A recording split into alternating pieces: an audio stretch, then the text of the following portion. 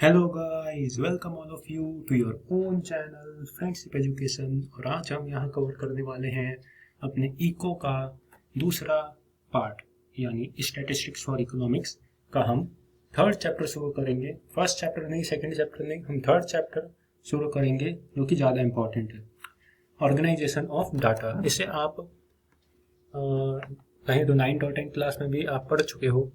आज इसका basically lecture number 1 है और बिना देरी किए वक्त शुरू करते हैं important topic, organization of data. Organization किसे कहते हैं? ऑर्गेनाइजेशन यानी कोई बिजनेस कंपनी नहीं। ऑर्गेनाइजेशन एक ऐसी प्रोसेस होती है जिसमें हम डाटा को अरेंज करते हैं रोज और कॉलम में according to their common characteristics. कुछ डाटा ऐसे होते हैं जिनके अंदर कॉमन कैरेक्टरिस्टिक्स होती हैं, जैसे एज हो गया, लोगों की एज दी गई होती है तो उनमें कॉमन कैरेक्टरिस्टिक क्या है? एज। किसी की हाइट, कॉमन कैरेक्टरिस्टिक हाइट। कोई मेल है तो कॉमन कैरेक्टरिस्टिक क्या हुई? मेल। तो मेल्स के ग्रुप में कॉमन कैरेक्टरिस्टिक क्या हुई? मेल। फीमेल के फीमेल। एनिमल्स के ग्रुप में एनिमल या उनकी स्पीसीज, जैसे हम डिवीजन करते थे। सो वही कहलाता है ऑर्गेनाइजेशन ऑफ डाटा। फिर आता है कैटेगरीज। कितनी कैटेगरीज में हम बेसिकली डिवाइड करते हैं? 4 कैटेगरीज में। 4 types of data are available. 4 categories of organization of data are available. पहला है जियोग्राफिकल, दूसरा क्रोनोलॉजिकल, तीसरा क्वांटिटेटिव, चौथा क्वालिटेटिव। पहला जियोग्राफिकल। सो पहला आता है जियोग्राफिकल क्लासिफिकेशन। वो डाटा जब उसको क्लासिफाई किया जाए उसकी लोकेशन के बेसिस पे, प्लेस की बेसिस पे, सिटी के बेसिस पे, किसी कंट्री के कोई भी जियोग्राफिकल एरिया, कोई भी जियोग्राफिकल मीन के बेसिस पे अगर एरिया को क्लासिफाई किया जाए, डाटा को क्लासिफाई किया जाए, डेटा को क्लासिफाई किया जाए तो उसे जियोग्राफिकल क्लासिफिकेशन कहते हैं। मान लो किसी कंट्री की पॉपुलेशन है, जीडीपी है, पॉवर्टी है, एम्प्लॉयमेंट है, अनएम्प्लॉयमेंट है, ग्रोथ रेट है, बर्थ रेट, डेथ रेट, जो भी हम एनालिसिस करते हैं, अगर उनको कंट्री वाइज करे, लोकेशन वाइज करे, सिटी वाइज करे, डिस्ट्रिक्ट वाइज करे, विलेज वाइज करे, सिटी वाइज, किस भी तरीके से अगर हम उसमें जियोग्राफी ऐड हो जाती है तो उसे जियोग्राफिकल क्लासिफिकेशन कहते हैं। इसका एग्जांपल जैसे मैंने बोला, poverty state, Rajasthan, Bihar, Tamil Nadu, Gujarat, Maharashtra, UP, उनके रिस्पेक्टिव पॉवर्टी है। 16% पॉवर्टी है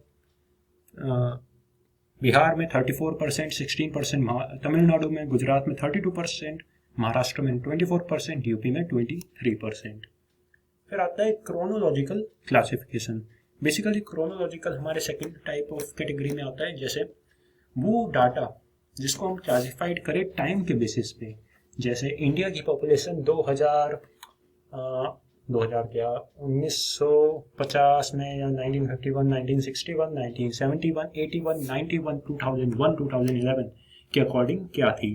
तो उस क्या हमें डिफरेंस पता चल रहा है? जियोग्राफिकल में क्या होता है? जियोग्राफी के अकॉर्डिंग, डिफरेंट डिफरेंट लोकेशन के अकॉर्डिंग हम डाटा को क्लासिफाई करते थे, लेकिन क्रोनोलॉजिकल क्लासिफिकेशन में हम टाइम के अकॉर्डिंग डेटा को क्लासिफाई करेंगे। जैसे मैंने अभी एग्जांपल दिया, ईयर्स है 1951, 61, 71, 81, 91, 2001, उनकी पॉपुलेशन सामने दी गई है। तो इसे कहते हैं क्रोनोलॉजिकल क्लासिफिकेशन। इसको आप पॉवर्टी से भी डिनोट कर सकते हो, बर्थ रेट से भी डिनोट कर सकते हो।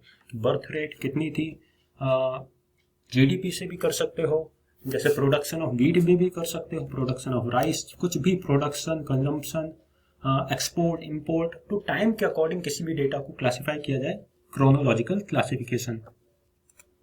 फिर आता है quantitative classification. Chronological, geographical and quantitative classification. जब डेटा को क्वांटिटेटिव नंबर्स यानी क्वांटिटी के बेसिस पे, 1 किलो, 2 किलो, 1 मीटर, 2 मीटर, इस क्लास में 6 फुट के कितने बच्चे हैं, 5 फुट के कितने हैं, 5 फुट 5 इंच के कितने हैं, 5 फुट 6 इंच के कितने हैं बच्चे हैं।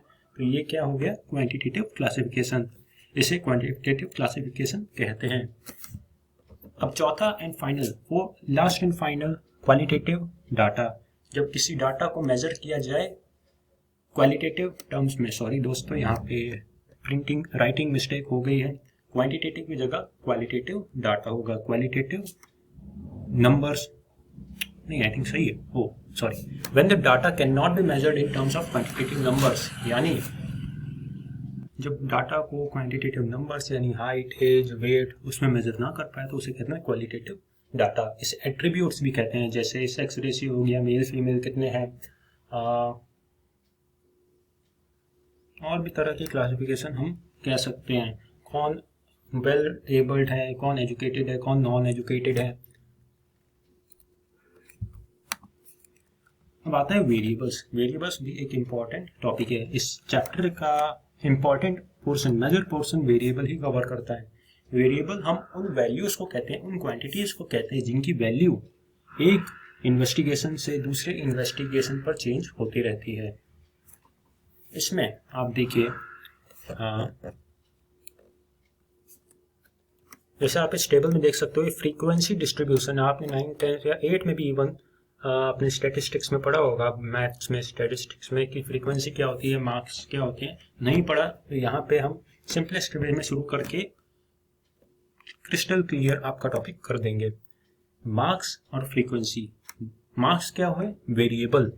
कैसे? मार्क्स की वैल्यू वेरी कर रही है। 0 से 10 लाने वाले बच्चे कितने हैं, 10 से 20 लाने वाले बच्चे कितने हैं, 20 से 30 लाने वाले बच्चे कितने हैं, 30 से 40, 40 से 50, करते करते 90 से 100 लाने वाले बच्चे कितने हैं। 1, 8, 6, 7, 21, 23, 19, 6, 5, 4, ये सब।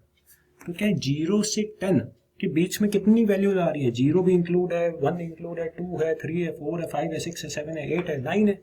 10 इंक्लूड नहीं होगा, ये एक एक्सेप्शन है, आगे पढ़ाऊंगा। 1, 2, 3, 4, 5, 6, 7, 8, 9 और 0 भी। दूसरे वाली क्लास में अभी जो छोटे छोटे आपको ग्रुप दिख रहे हैं ना, 0 से 10, 10 से 20, इसे कहते हैं क्लास। आगे चल के आज ही मैं दिखाऊंगा कि क्लास किसे कहते हैं, कुछ इंपॉर्टेंट टेक्निकल टर्म्स हैं। वेरिएबल हमने समझा, अब देखते हैं टाइप्स ऑफ वेरिएबल। पहला है कंटिन्यूअस। कंटिन्यूअस जो पहले हमने एग्जांपल देखा वही। देखो 0 से 10 चल रहा है, 10 से 20 आ रहा है, 20 से 30 आ रहा है, तो एक कंटिन्यूअस सीरीज बन रही है। आप देख सकते हो सीरीज में चल रहा है। 0 से 10 1, 10 से 20 8, 20 से 30 6। लेकिन यहाँ पे अगर देखो तो अब आता है डिस्क्रीट। डिस्क्रीट किसे कहते हैं, ये एक एग्जाम्पल है। देखो यील्ड ऑफ वीट, वीट का प्रोडक्शन डिफरेंट कंट्रीज में। आप बताओ, कमेंट करके बताना है कौन सा क्लासिफिकेशन है, geographical, chronological, quantitative, qualitative. Comment करके जरूर बताना। Discrete series. अब इसमें देखो एक फिक्स वैल्यू है, ना चेंज हो रही है, 0 से 10 ना कुछ ऐसे नंबर नहीं है, फिक्स वैल्यू है। कनाडा, कनाडा में कितना प्रोडक्शन, चाइना फिक्स है। चाइना से ऐसा नहीं बोला है कि चाइना से इंडिया के बीच में कितना प्रोडक्शन, नहीं। France, Germany, India, Pakistan. Discrete series या डिस्क्रीट वेरिएबल, और सामने आप देख सकते हो उनका प्रोडक्शन। अब आते हैं कुछ इंपॉर्टेंट टर्म्स बोल सकते हो या आप इंपॉर्टेंट पार्ट्स भी बोल सकते हो कंटिन्यूअस सीरीज का। क्लासेस, ये देखो मार्क्स के नीचे वाले सेक्शन में आप देख सकते हो 0 से 10 एक क्लास है। जैसे आप इसको अज्यूम करके चलो एक बड़ा सा स्कूल है, ठीक है, अज्यूम करके चलो एक बड़ा सा स्कूल है, इसमें छोटे छोटे सेल्स हैं, छोटे छोटे क्लासेस डिवाइड है, तो ये क्या हुई, क्लासेस। 0 से 10 क्लासेस, 10 से 20 क्लासेस। फ्रीक्वेंसीज, इसके सामने दी गई वैल्यू। 0 से 10 के बीच में मार्क्स ऑब्टेन करने वाले बच्चे कितने हैं, 1। 10 से 20 8, 6 स्टूडेंट ने 20 से 30 के बीच में मार्क्स स्कोर किए, 7, 21। ये क्या है, फ्रीक्वेंसी। कितने टाइम्स वो वैल्यू आएगी। क्लास फ्रीक्वेंसीज, अपनी अपनी क्लास के सामने वाली फ्रीक्वेंसीज को क्लास फ्रीक्वेंसी बोलेंगे। 0 से 10 जो क्लास है उसकी फ्रीक्वेंसी 1, 10 से 20 की क्लास की फ्रीक्वेंसी 8, ऐसे करते करते 90 से 100 की क्लास की फ्रीक्वेंसी 4। क्लास लिमिट किसे कहते हैं, इसमें 2 टाइप्स होते हैं, upper limit and lower limit. कुछ बच्चों को लग रहा होगा क्या बेसिक सिखा रहे हो सर, अच्छा है आपको पता है, लेकिन रिवीजन कर लोगे बेहतर होगा, कभी कभी हम भूल जाते हैं। तो आप देखो कि एक क्लास तो हो रही है, अब इस क्लास की आप लिमिट देखो। लिमिट यानी बॉर्डर, फाइनल वैल्यू देखो। 0 से 10 की फाइनल वैल्यू क्या है, बीच में तो 1 2 3 4 5 6 7 8 9 वैल्यू आ जा रही है, फाइनल क्या है 0 और 10। तो फाइनल वैल्यू क्या कहती है, लिमिट्स, क्लास लिमिट्स। अब यहाँ पे 2 लिमिट है, एक तो 0 है, अब 10 है। अब इनको पहचाने कैसे, तो पहले वाले टर्म, जो पहली वाली जो वैल्यू होती है उसे कहते हैं लोअर लिमिट, क्योंकि ये 10 से छोटी है, और 10 को कहेंगे अपर लिमिट क्योंकि वो 0 से बड़ा है। तो समझ गए होगे आप कि लोअर लिमिट और अपर लिमिट किसे कहते हैं। अब आता है क्लास इंटरवल। इंटरवल यानी बीच का गैप, विड्थ यानी चौड़ाई। तो 0 और 10 के बीच में चौड़ाई कितनी है, मतलब कितने का गैप आपने छोड़ के डैश दिया है। 0 से 10 के बीच में कितनी वैल्यूज आती है, 10। 0 1 2 3 4 5 6 7 8 9 10 10 11 12 13 14 15 16 17 18 19 20 को नहीं गिनेंगे, ठीक है, ये याद रखना है। तो ये होता है क्लास इंटरवल। अब आप देखोगे कि एक क्लास की दो वैल्यू है, यानी एक क्लास है उसमें दो लिमिट है, 0 10 है, 10 20 है, 20 30 है। तो हम एक क्लास को रिप्रेजेंट कैसे करें, उसको रिप्रेजेंट करने का सबसे सिंपलेस्ट वे है उसका एवरेज निकाल लो। हम एवरेज से कभी कभी रिप्रेजेंट करते हैं, तो 0 और 10 का एवरेज 0 प्लस 10/2, 10/2 5। तो हम इस क्लास को 5 से रिप्रेजेंट करेंगे। 5 क्या है, वो भी एक वेरिएबल है। अगर मैंने 5 लिख दिया तो ये क्या हो गया, डिस्क्रीट वेरिएबल हो गया, डिस्क्रीट। समझ रहे हो ना आप, सब इंटरकनेक्टेड है, कंटिन्यूस से डिस्क्रीट कर दिया। तो इसी क्लास मिड पॉइंट भी कहते हैं, क्लास मार्क भी कहते हैं। आगे जब हम प्रैक्टिकल क्वेश्चन सॉल्व करेंगे तो आप इजीली अंडरस्टैंड कर पाओगे कि ये क्या है, ये क्या नहीं है। अब देखो, एक टेबल में मैंने आपको सभी पार्ट के डेफिनेशन या फिर एग्जाम्पल प्रॉपर दे चुका हूँ। क्लास क्या है, 0 से 10, 10 से 20, 20 से 30, 30 से 40 इंडिविजुअल क्लासेस। अब उस इंडिविजुअल क्लासेस की अपनी अपनी फ्रीक्वेंसी है। 0 से 10 की कितनी फ्रीक्वेंसी, 1, 10 से 20 8, 20 से 30 6, 30 से 40 7, 40 से 50 21, 50 से 60 23, 60 से 70 19, 70 से 80 6, 80 से 90 5, 90 से 100 4। अब इसकी लोअर लिमिट बताओ सबकी। सो लेफ्ट हैंड साइड वाली जितनी भी वैल्यूज हैं जो छोटी हैं वो है लोअर लिमिट, 0 10 20 30 40 50 60 70 80 90। अपर लिमिट जो बड़ी वैल्यू है, हर क्लासेस की बड़ी वैल्यू 10 20 30 40 50 60 70 80 90 100। और क्लास मार्क 0 और 10 का एवरेज 5, 10 20 का एवरेज 15, 20 30 का 25। ठीक है, बहुत सिंपल था। आप इनके बीच का देखो गैप भी देख सकते हो, 20 और 10 के बीच का गैप है कितना, 10 का 2 से डिवाइड कर दो, 10 को 2 से डिवाइड कर दो 5, और उसको लोअर लिमिट में ऐड कर दो, 10 + 5 15, जो कि इसकी क्लास मार्क है, क्लास मिड पॉइंट है। तो गाइस आज के लिए बस इतना ही। I hope that you like the video, press the bell icon, share to your friends. Thank you, bye bye.